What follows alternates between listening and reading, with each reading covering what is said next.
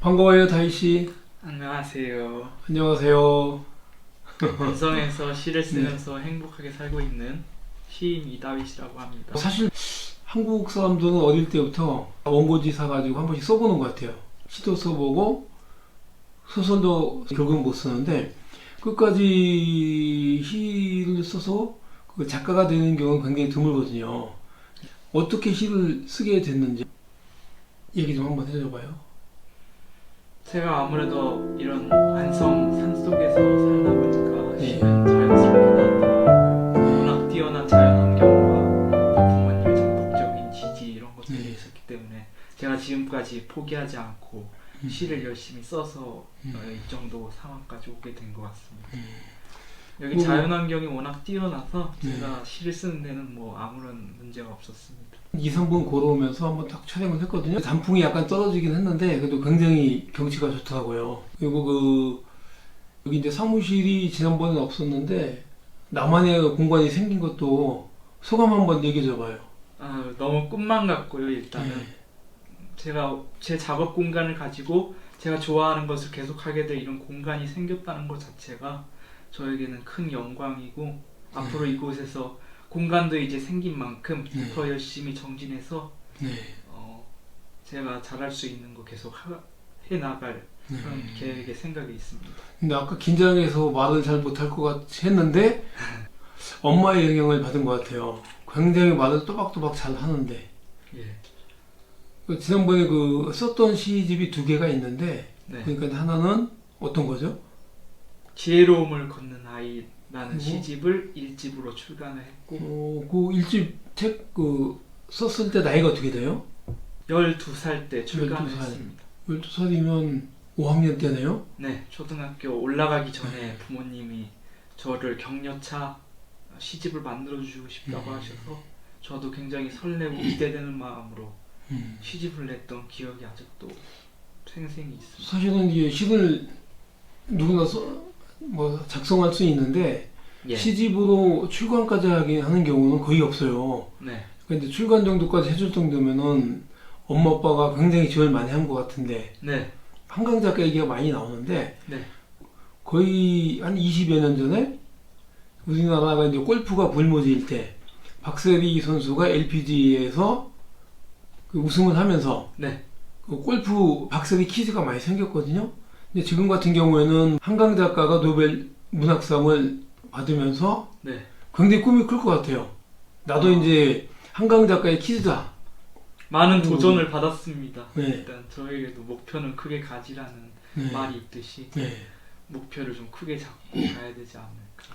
이 목표를 크게 가져가면 좋고 이제 방향이 어느 쪽에 시를 쓰고 싶어요? 내가 시를 쓰면은 그 여러 가지 방향이 있을 텐데 쓰고 싶은 시의 성격이라든가 뭐 이제 이런 성격의 시를 내가 좀 쓰고 싶다 뭐 그런 게 있을 거 아니에요. 롤모델 분들은 많이 있었습니다. 제가 존경하는 시인분들이 많은데 특히 나태주 선생님 시를 참 좋아하고요. 또 이혜인 수녀님이라고 시를 쓰시는 수녀님이 계시는데 그분도 이제 굉장히 좋아했고 어렸을 때부터 지금까지 많이 롤모델로 삼았었죠. 그분들의 영향을 받으면은 그분들하고는 약간은 비슷한 방향으로 갈 수도 있겠네요. 굉장히 좋다고 봐요, 저는. 굉장히 그런 방향으로 저도 가고 싶고 시를 이제 그분들의 발자취를 따라서 쓴다는 게 저는 그냥 가슴 떨리고 또 영광인 일 같습니다. 말 한마디 한마디가 작가의 어떤 그런 그 느낌이 좀 느껴지는 것 같아요. 시를 쓰고 작품을 만들면은 어떻게 행복해요? 굉장히 궁금해요. 행복 지수가 얼마 정도?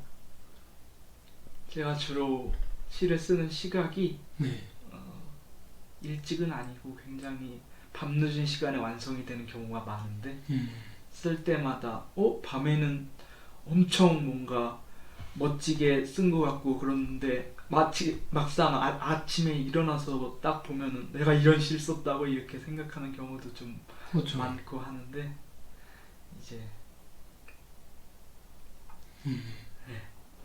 그러니까 시를 썼을 때의 그 행복감이 있고 그 시를 하나하나 모아가지고 네. 모아서 이제 그림도 좀 넣고 네. 시집이 출간됐을 때의 기쁨이라는 건 정말 말할 수 없겠네요. 그럼요.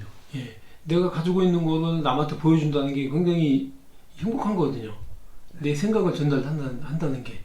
아침에 딱 봤을 때는 네. 저녁 때 다 완성되고 본 것보다 내가 이런 시를 썼다고 이런 생각이 드는 게 많은데 아무래도 조금 그런 시들도 있지만 내가 이런 시를 썼다고 이렇게 좋게 생각되는 경우도 많아서 주로 밤에 시를 완성하고 아침에 다시 한번 고치고 이런 식으로 저의 하루와 일상이 네. 이어지고 있습니다. 본인이 가장 좋아하는 시 네. 몇 편 정도 좀 낭독을 했으면 좋겠는데 본인이 썼던 시들 네. 하나 좀 낭독을 한번 해보실까요? 제가 쓴 지혜로움을 걷는 아이 시집의 맨 앞에 있는 네. 시라는 시가 있어요. 네. 그걸 하나 낭송해 드리도록 하겠습니다. 이게 제 모든 저의 시들을 다 함축적으로 압축한 시이다. 시의 세계는 무엇으로 이루어져 있을까? 오래 남다 그려지는 한 줄기 햇살 같다 하겠지. 시의 세계는 어떻게 이루어져 있을까? 저 푸른 하늘에 걸린 한 점 구름 같다 하겠지. 시는 마치 구름처럼 자신이 가진 힘으로 온 세상을 위로하는, 온 세상을 품어나가는 비유라는 하나의 깃털이 글감이라는 나뭇가지 위에 살짝 얹혀지면 시가 탄생하고 그것들이 모여 시집이라는 큰 열매가 맺어진다. 시의 세계는 늘 감동을 주네. 시의 구름이 비가 되어 희망의 빗방울로 떨어지는 그날까지. 네.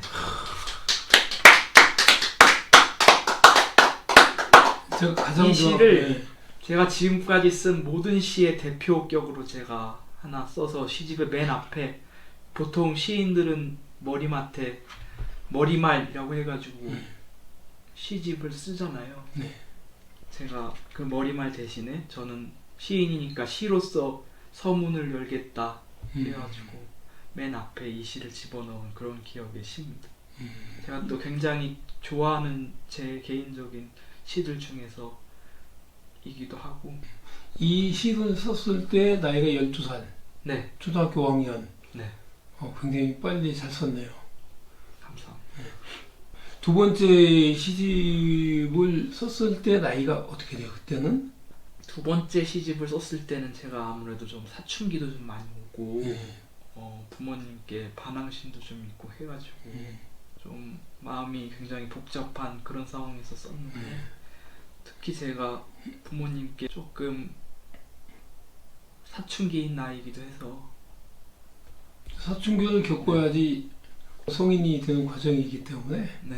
크게 수습할 수 있을 정도의 반항이 나오면 괜찮아요. 괜찮고, 그러면 이제 그 두 번째 시간 이제 고등학교 때에서 네. 시집을 출간했는데 네. 두 번째 구루터기에서 가장 또 좋아하고 보여주고 싶은 시 있으면 하나 좀 낭독을 부탁할게요. 민들레라는 시가 있는데요. 21페이지. 시는 못 써도 순서는 잘 찾아요. 민들레. 오늘도 시작되는 민들레의 하루는 순수함 가득한 눈으로 세상을 바라보며 씨앗들을 키우는 소박한 일상. 일상 속 자신의 소원들을 하얗게 풀어 씨앗으로 쏟아놓고 철없는 바람이 찾아와 민들레의 옷자락 잡고 뗐을 때마다 자신의 소원을 나눠주며 행복해하네. 씨앗들 다 보내고 탈모 현상으로 고생하다가도 미로의 줄기 붙잡고 하루하루 일어서가는 꿋꿋한 민들레. 그래도 끝까지 함께하겠다고 몇 개 안 남은 씨앗들도 날려 마음을 전하네. 자신의 긴 손으로 씨앗들을 계속 하늘로 보내 자손들과 영토를 늘리며 미소의 향기를 날리는 우체부 민들레. 이거 제가 굉장히 철이 들고 조금 부모님에 대한 사랑을 다시 한번 다짐할 때 그때 나온 시입니다. 제가 돌이켜보면 왜 그렇게 반항을 하고 사춘기를 심하게 겪었는지 좀 후회스러울 때가 많아요. 시인 네. 이번에 사업자 등록증을 냈기 때문에 이다윗 대표님 앞으로 쓰고 싶은 시가 어떤 시예요? 제가 요즘에 시를 새롭게 배우고 있는데요. 아무래도 아까 말씀드렸다시피 사춘기를 좀 겪으면서 굉장히 고민도 좀 많아지고 시인으로서 살아가는데 앞으로 먹고 사는 경제적인 문제 이게 해결이 안 된 것만 같아서 제가 괜히 좌절하고 좀 슬퍼했던 시간들이 있었던 것 같아요.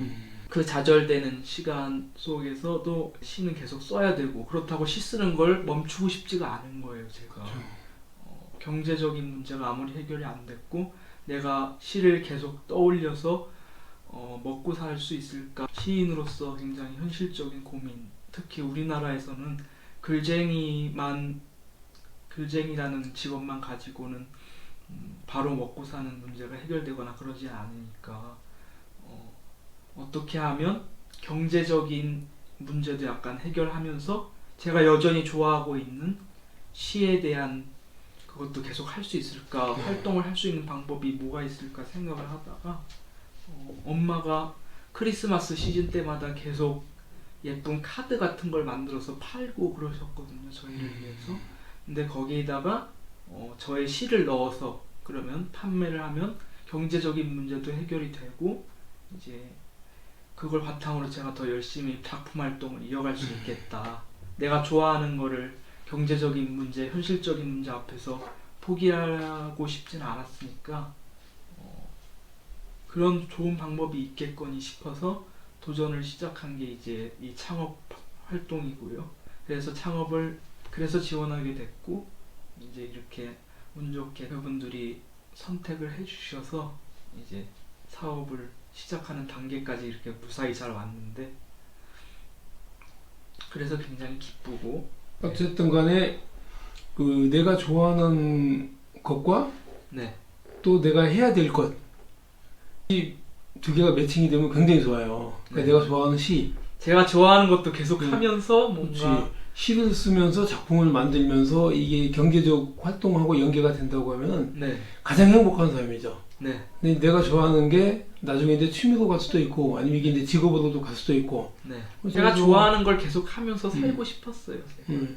근데 경제적인 거가 또 중요하기 때문에 아직은 나이가 이제 21살밖에 안 됐지만은 중요하기 때문에 그 뭐 카드라든가 이런 또 여러 가지 난 처음 봤어 이런 부분들 만드는 거 처음 봤는데 이렇게 하나 자르고 이렇게 만들어 가지고 정말 이렇게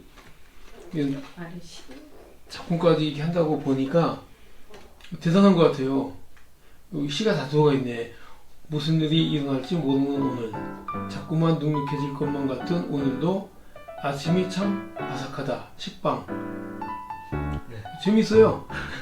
재밌고 이 앞에 이런 것도 다 만든 거 아니야 직접? 네. 그죠? 뭐 사슴 만들어서 붙이고 무슨 일이 일어날지 모르는 오늘 자꾸만 눅눅해질 것만 같은 오늘도 아침이 참 바삭하다. 그런 시간들을 다 겪으면서 제가 요즘에 시를 새롭게 좀 배우고 있습니다. 그래서 이렇게 경제활동 속에 녹아나는 시라고 하면은 굉장히 또 현실적인 시가 될 수도 있고 어떻게 보면 우리 그 삶하고 연계가 되는 그런 시들이 나오면 참 재밌을 것 같아요. 예.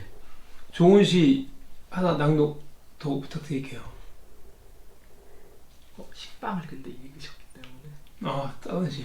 식빵을 제가 읽어버렸네 그냥.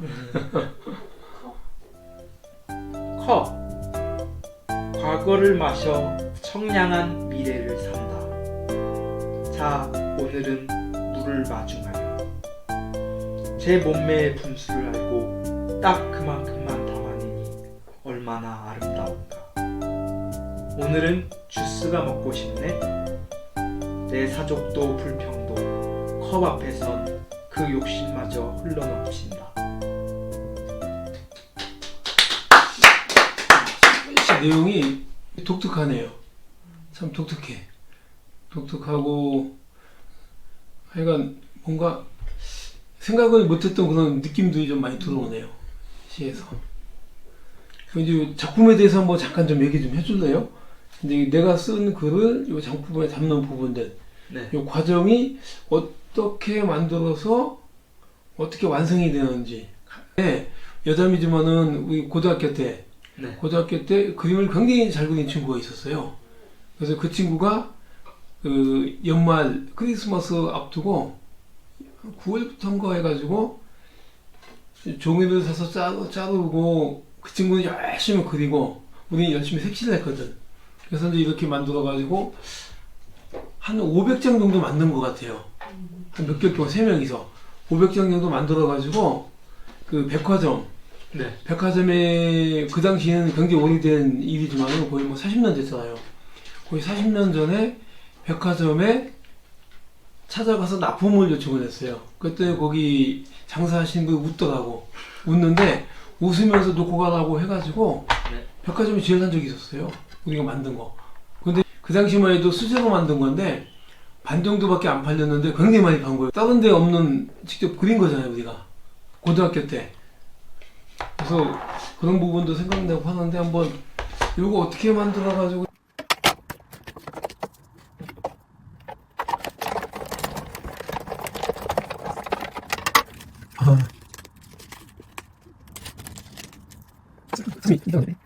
소비자까지 전달이 돼야 되는 부분이니까 소비자까지 전달되는 부분은 별도 코칭을 해 드릴 테니까